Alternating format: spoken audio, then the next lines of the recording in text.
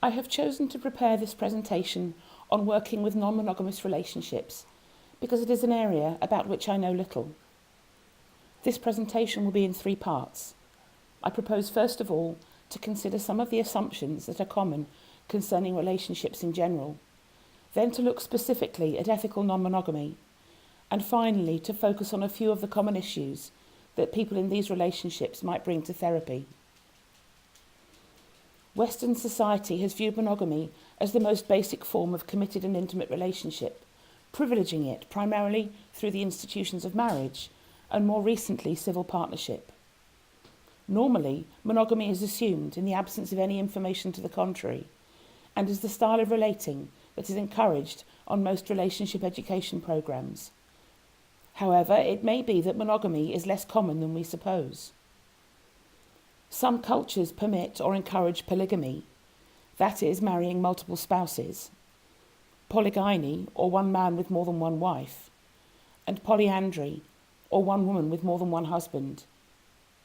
For example, some conservative sects of the Church of the Latter-day Saints encourage having so-called sister wives. Some Islamic countries in West Africa allow men to have more than one wife. Historically, too, polygamy has been common. Most of the biblical patriarchs had more than one wife concurrently. Western culture also seems to acknowledge, at least tacitly, that many married people have illicit affairs or sexual liaison outside of the couple. This has been widely thought unacceptable, since it generally involves a level of secrecy and deception, resulting in a significant loss of trust, and therefore damage to the couple. Since the advent of reliable birth control in the 1960s, there has been increasing attention paid to non-monogamous ways of relating, and the suggestion that, as with most animal species, humans don't universally function best in purely monogamous mating for life scenarios, although many do still choose this. Legal systems have yet to keep pace. There are probably an infinite number of ways of organising relationships, so here I will only consider some broader categories or styles of relating, and I've taken these from Opening Up by Tristan Taormino. Partnered non-monogamy, that is, a couple who keep their relationship open for each to engage sexually outside the partnership, usually in ways that are temporary, commitment-free, casual and non-romantic. An example might be for kinky play. Swinging, that is, a couple engage in sex usually with another couple. It is often considered a lifestyle and usually involves quite strict etiquette and rules, some explicit, some implied. Polyamory, or having multiple significant intimate relationships simultaneously. These are usually both sexual and emotional connections. Solo polyamory, or someone who probably lives alone through choice, usually without a primary partner, but engages in significant sexual and dating relationships. Polyfidelity, a multi-partner group of 3 or more, though rarely more than 6 people, who have made a commitment for this to be their primary relationship unit. It is worth noting here that the language needed to describe identifiable patterns within non-monogamous relationships is still evolving. As with any clients, we must never assume what it is that prompts them to request therapy, and this includes styles of relationships. Many will have been damaged by therapists who pathologise ways of relating other than monogamy, and focus on that as the issue. It is important to be mindful of the relational landscape within which our client lives, and to understand some of the potential benefits and challenges. So what are some of the challenges that clients may bring to therapy? Jealousy in all its forms is a common experience in most relationships, but is perhaps more evident in non-monogamous relationships, given that others in the relationship constellation are also more visible. It may be useful to help the client explore what is provoking the jealous feelings.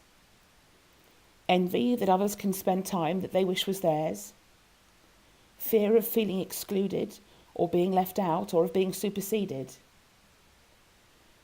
insecurity around not being good enough, possessiveness or wanting to have the other all to oneself, and resentment. For some people, meeting the others involved can help allay some of the fears.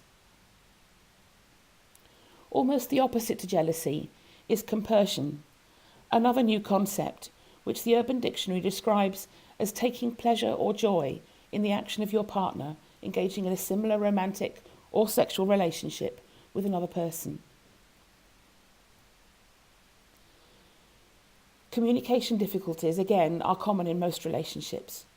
The more individuals involved in relational network, the more care needs to be taken to communicate effectively and clearly. It may be useful to help clients practice ways of being very specific in their use of language and to beware of assumptions. Passive communication, more commonly thought of dropping hints, is a prime example. What is sometimes called non-violent communication can be a helpful strategy, owning and stating one's needs and feelings rather than blaming the other for not getting and meeting those needs. Clients can also be taught the skills of active listening to clarify what they are hearing the other say. Dishonesty and deception are behaviours that kill relationships. One of the key principles for non-monogamous relationships is that there is no longer a need to hide or pretend, and it is this honesty that separates non-monogamy from cheating. Some lies originate in not wanting to hurt the other, to shield them from truth that might be painful.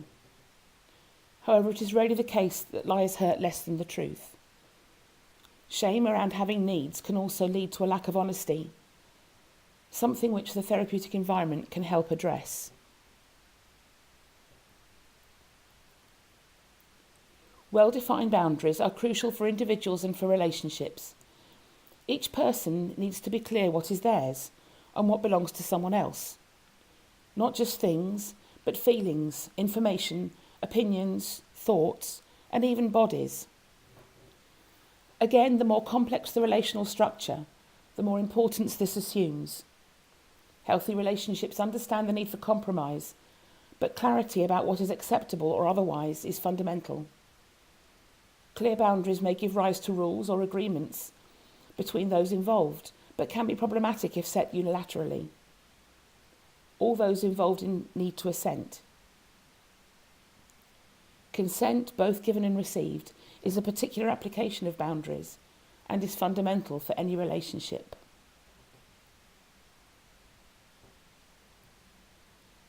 Opening up an existing monogamous relationship to others can be quite scary. Moving towards non-monogamy can never fix a relationship that is broken or in difficulties, nor can it help to rebuild trust if there has been an affair or cheating. These may be some other useful questions to consider. What do I want or need that I don't have now? How will this change what I have already? What scares, excites, pleases me about this change? What are the potential pitfalls of this change? What can we do to make this transition easier? And how can we support ourselves in this vulnerability? So clients may need help to work out why they want to open up the relationship. Is there a desire for a different kind of sex? Is there a changing sexual orientation? Helping a client to find language to bring this up with their partner and then to negotiate a way forwards can feel very vulnerable. It can be very difficult to talk about needs that aren't being met, and in fact about any kind of change. Of course, relationships are as individuals the people in them. As therapists, we have an obligation to educate ourselves with respect to non-traditional ways of being in relationship, as well as listening very carefully to what our clients present to us. This presentation is, of course, just a brief introduction. There are many other areas to explore. Not all relationships need to be equal. How do we manage time well? Parenting, legal considerations, financial implications, property ownership, sexual health and safe sex, coming out as poly to family and friends, finding community. And so, by way of conclusion, I leave you with some texts recommended for further reading and reference. Opening Up, a very practical book with plenty of examples of the nuts and bolts of non-monogamy. More Than Two, another immensely practical book, strong on communication and relationship skills, and some useful questions to ask yourself. And Rewriting the Rules of Monogamy. Barker deconstructs even the monogamy-non-monogamy binary and explores the varieties of relationships that are available and the needs that they may meet. Powerful for personal work. I hope you found this useful, and thank you for watching.